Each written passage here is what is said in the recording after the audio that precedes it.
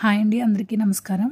వారాహి అమ్మవారి నవరాత్రులు అందరూ బాగా జరుపుకున్నారనుకుంటున్నానండి. మేము కూడా బాగా జరుపుకున్నామండి వారాహి అమ్మవారి నవరాత్రుల్ని.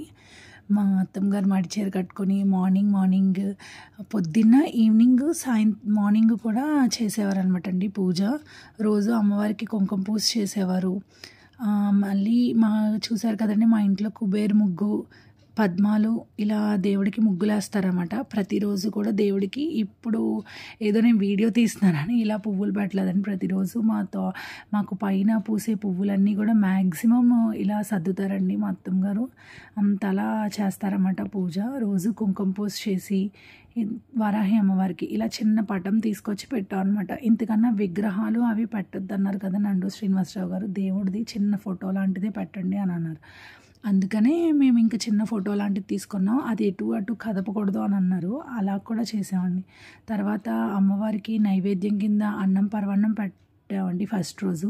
ఇలా 9 రోజులు కూడా ఏదో ఒక ప్రసాదం చేసి పెట్టాలన్నమాట. బెల్లం పానకం అనేది కంపల్సరీ అని చెప్పారు ఆయన. అలా బెల్లం పానకం, ఎర్రనివి ఏవైనా ఫ్రూట్ది పెట్టమన్నారు. దానిమ్మ గింజలు ఎర్రగానే ఉంటాయి కదా అని దానిమ్మ గింజలు ఒకటి పెట్టేవాళ్ళం అనమాట. ఇలా శివుడి దగ్గర శివుడి ఫోటో ఉంటుందండి. రోజు ఆ ఫోటో దగ్గర మా అత్తమ్మగారు ముగ్గేసి రాగి చెంబు పెడతారనమాట. మా ఇంట్లో రోజు మహానైవేద్యం పెట్టే అలవాటు ఉండండి. గత 20 సంవత్సరాల నుంచి కూడా ఇలాగే చేస్తారు అన్నీ కూడాని.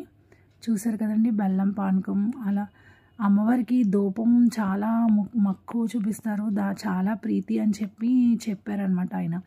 అందుకని చెప్పి రోజు సాంబ్రాణి కట్టి మార్నింగ్ ఈవినింగ్ కూడా చూపించేవారనమాట అమ్మవారికి. నార్మల్గా కూడా ప్రతి శుక్రవారం మంగళవారం అవి చూపించేవారు. మొన్నటి నుంచి ఇంక మేము ప్రతిరోజు కూడా ఇండ్లంతా కూడా ఇలా సాంబ్రాణి ధూపం అది చూపిస్తున్నాం. చాలా పాజిటివ్ వైబ్స్ వస్తాయి కదండి, అందుకని చాలా మంచిదండి అన్నీ. ఇలా అష్టోత్తరం చదివి పూజ చేస్తూ ఉండేవారనమాట రోజుని. చూశారు కదా, అందరూ కూడా ఇలాగే జరుపుకున్నారని నేను అనుకుంటున్నానండి. ఇలా అందరూ కూడా మీ ఇష్ట దైవాన్ని పూజించి అందరూ బాగుండాలి, అందులో మనం ఉండాలి అని అనుకుందామండి.